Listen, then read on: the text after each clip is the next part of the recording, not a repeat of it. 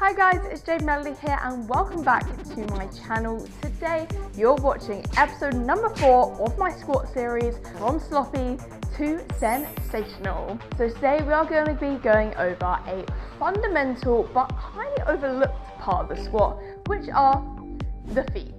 So this is generally a very overlooked part of the squat and people don't really tend to work on it, but it is super important.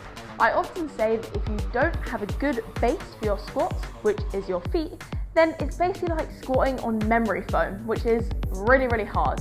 And if you have an even worse base, it's like squatting on a waterbed, which is even more chaotic. So we need to make sure that our feet are in the strongest, most mobile position to be able to push away as we're doing our squats. That is going to get us a much stronger, stable, safer and effective squat. So today we're going to be going over a few different stretches and mobility work for your feet. Many people are very flat-footed and also have very tight feet.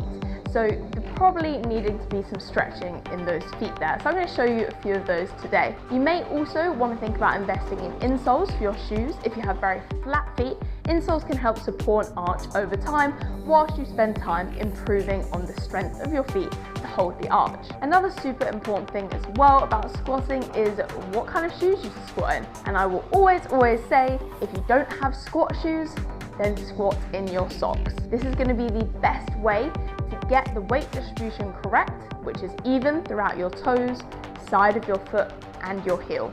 If you're wearing running shoes, it's going to lift it out of your heel. If you're wearing tight shoes like Converse, it's going to squeeze it into the center of your feet.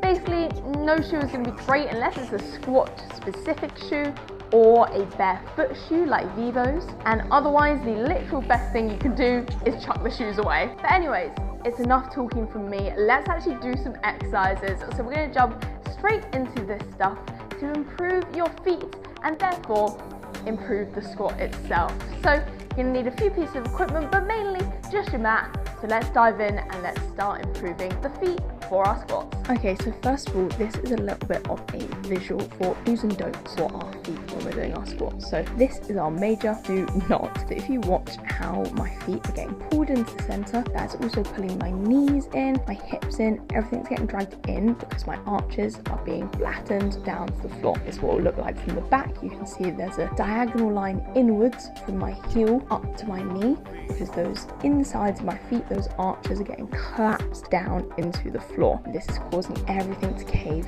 inwards and those arches really getting flattened down into the ground. So that is our don't. However, what we do want to do is grip the floor. I'm squeezing my toes and trying to grip the floor with my toes and pull my arches up. You can see as soon as I do that, my knees open out to the side, my hips open out, and then everything just sits a lot better the way my knees are drifting out to the side. And that is because I'm now more so on the outsides of my feet with weight in my big toe, my little toe, down the edge of my foot and down into my heel as opposed to being pulled forward. So I'm pulling my arch up and out of the floor and then going down into that squat. So again, from the back, you can see that instead of collapsed in, I pull my arch up, I grip the floor, and that allows my knees to open out and have a slight diagonal line out from my ankle instead of coming in. So I'm really squeezing the floor with my toes.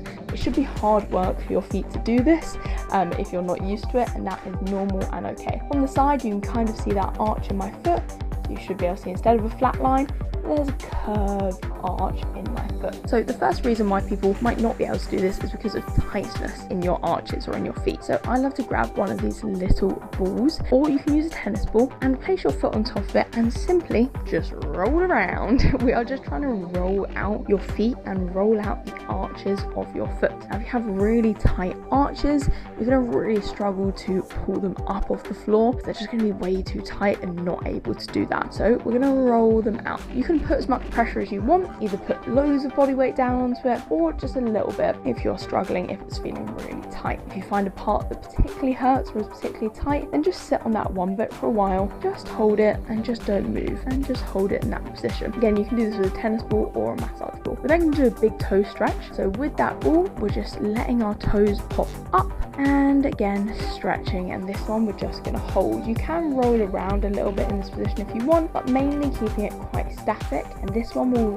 really stretch the bottom of your feet. And if you find this really difficult, that might be a sign that your feet are quite tight. So you can kind of lean forward, you can lean to the side, you can take it where you need to. You're just trying to have those toes up elevated, but the ball of your foot down on the floor. And again, play around with the position if you need to. It's completely up to you. And we're going to make sure to do the exact same on both of your feet here. So make sure that you're doing the same on both, placing that foot on top of that ball and rolling around. Now, once we've gone through that flexibility stuff, we also want to strengthen holding the arch position. So something we can do is do some calf raises holding a ball in our heel. So again, tennis ball or massage ball, pop it in between your heels and squeeze your heels together, holding that object in place. We're then going to do an elevated calf raise, so toes elevated on a surface, plate, a step, etc. And we're going to allow our heels to go all the way down to the floor, still squeezing that object in between them and then coming back up. To be honest, you don't need to touch the floor with your heels at the bottom. I mean, if you want to, you can, and it does give you a moment, a second of rest at that bottom position, but it's not necessary to take your heels all the way down with what we're doing here. It is if you're trying to grow your calves, but if you're just doing this kind of mobility stuff, then you can just let them sink down slightly above the floor and then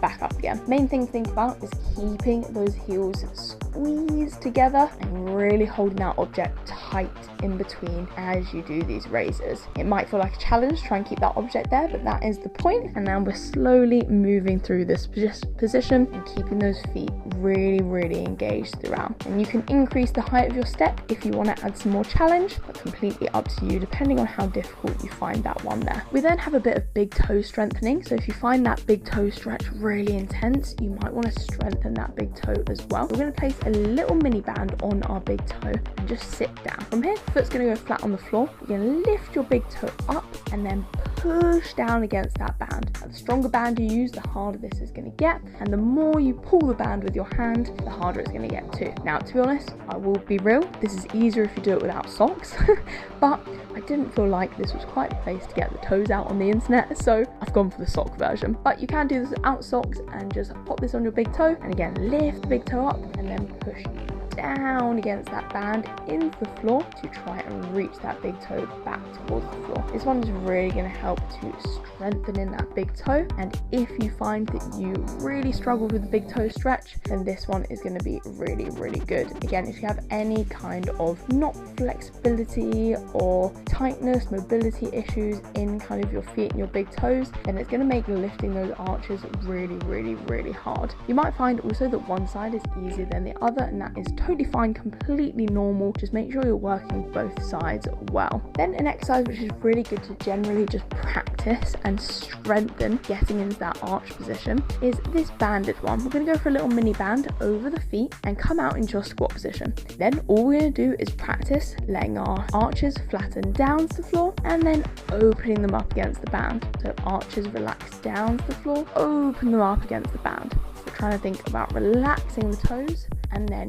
gripping the floor with the toes and pulling the arch up. Relax them and open. Again, the harder band you use, the more difficult this one is going to be, and the slightly wider you go into that position, the harder it's going to be as well. I would just recommend putting your feet roughly where you have them for squats, just so that it's very similar to what it's going to be like when you do it with the squats. And then finally, some other kind of feet strengthening and a little bit of ankle strengthening too, which is quite important for this, is going to be some elevated lunges. So we're going to go for a normal lunge, but we are going to elevate just our front toes on an elevation.